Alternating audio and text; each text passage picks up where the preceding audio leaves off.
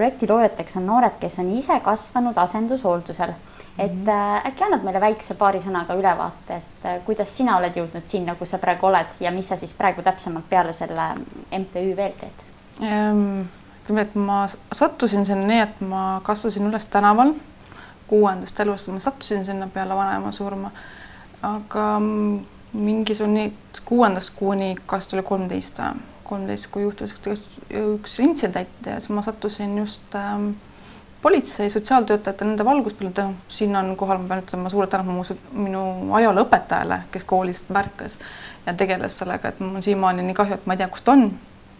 Et tema märkas, hakkas uurima ja kuidagi ma hakkas asi arenema, vanematelt võeti vanemlikud õigused ära ja ma sattusin noorte kodupaika, mis meil on nii Tallinnas, Lasnamäel, Tiina Kodu eestvedamisel, et Tiina Kodu on selle koha pealt naine suure tähega, et ta on 24/7 seal olemas, et aitab, kuidas saab isegi siis, kus sealt välja astunud ellu ja ta siiamaani ta on juba meil päris soliidses eas, et ikkagi ta on hästi aktiivne. Ma loodan, et mina ikka tema vanuses olen sama aktiivne ja sama tragija selle koha pealt. Aga see ongi, siis on meil see ühise eesmärk nimel, millega ma siis hetkel üritan tegeleda, siis töötan turvafirmas ja siis üritan nüüd lõpetada Tallinna Ülikooli Rakvere kolledži sotsiaalpedagoogika erialal. Oled jõudnud selles suhtes ikkagi kaugele, et mul on hea meel kuulata, et on töö, õpid, töötad veel ja töötad ka nende inimeste nimel, kellel on samasugune minevik.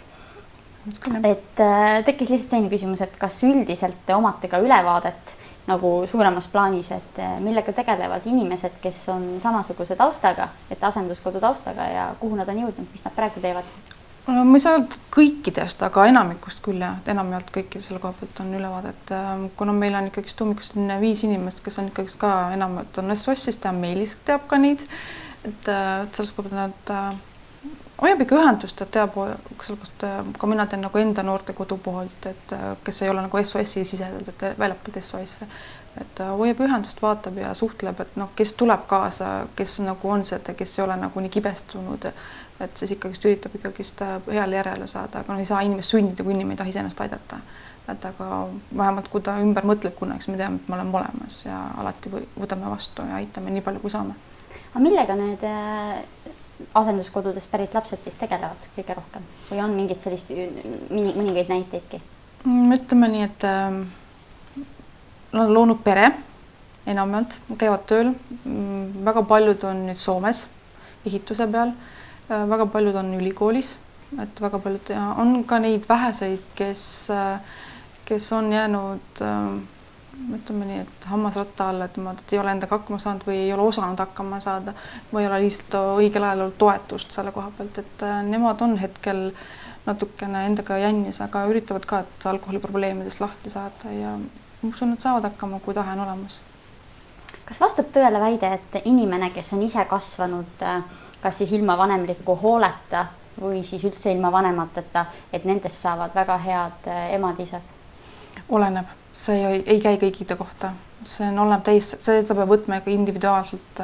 Ei saa öelda, et sa oled selle taustaga, et sinust on see inimene. Ei ole nii, et see on inimeste endast. Et on inimesed, kellest on saanud tõesti hästi toredad ja lahedad inimesed. On ka neid, kes ei tahagi peret luua. Et just vastavalt tänu oma selle saatusele. Ja neid ei mõtle ka absoluutselt selle peale. Neil on kindlasti raskem on neil ellu astuda. Kindlasti on raskem, sest et nagu ma ütlen, neil puudub see sageli, puudub just see kuidas seda öelda, see toetus, aga puudub ka see mudel, kuna nad ei ole ise kasvanud üles peremudelis, siis nad ei tea, kuidas seda luua või siis kuidas seda hoida.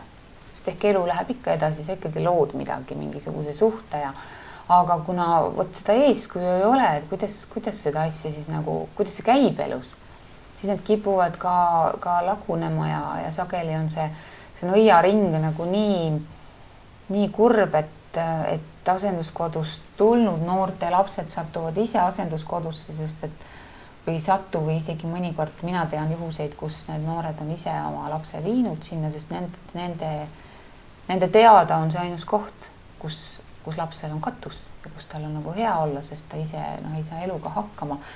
Ja ma just mõtisklesin praegu, et see meie ring siin on nagu kuidagi väga sümboolne kokku sattunud, et need Naerata Ometi ja Kuno ja nagu esindab seda poolt, et tegelikult toetada raskustes olevad peresid. mis tähendab seda, et see on natuke nagu see ennetustöö ja märkamistöö, et need lapsed, noh, kui me räägime lapsest, et laps ikkagi jääks oma koju. Ja mina siis esindan seda, et kui ta selle pere on nagu kaotanud, siis ta nagu võiks ikkagi uue pere saada. Ja Reelika esindab seda, et kui ta on nüüd pidanud ikkagi ellu astuma ja läbi rabelema selle asendushoolduse, et võt siis toetaks seda kolme samba peal tegelikult on meil see selline võõras sõna deinstitutsionaliseerimine ehk et lapsed ei satuks asutusse ja elama ja siis seal või kasvama, et sealt siis nagu see 3 samba peal ongi, et kõigepealt me püüame ennetada, siis me püüame neile uue pere anda ja siis peame neid toetama, kui nad ellu nagu astuvad. No aga see näitab ju seda, et süsteem toimib, et kuigi see pole nüüd, ütleme, riiklik süsteem, siin see on MTÜ-de baasil üles ehitatud süsteem, aga ta toimib, et kõik lülid on nagu kaetud. Aga Juhan on saatnud ühe küsimuse, et miks osad lapsed on huligaanid ja varastavad, kas see sõltub ainult sellest, et nende vanemad ei hooli nendest? Pigem on see, et nad tahavad tähelepanu saada ja üldjuhul, kui inimesed nagu, ütleme need, kas siis noored või lapsed nagu varastavad, nad ei oskagi teisiti väga tihti. No ongi see, et näiteks kas need on kogu aeg nagu maha tehtud ja nad arvates, et kui ma teen pahandust, ma saan tähelepanu, kui tegeletakse, järelikult see on õige. Aga neil ei ole saanud positiivset tagasisidet selle koha pealt, nad ei oskagi teistpidi olla ja sellepärast ongi see, et meie ühiskond ei ole sellega kursis ja nad ei tea seda ja üldse kui hakata nagu üldse süvenema sellesse noorte elu, nagu kes on just nagu asenduskodu taustaga, et on nii erinevad ja siis on see, et saadakse tegelikult aru, kui väärastunud arusaamaga tegelikult ollakse. Nad tembeldavad igatepidi ära, aga tegelikult nad ei süvene sellesse tausta, mis tegelikult selle taustaga on, et miks ta nii on.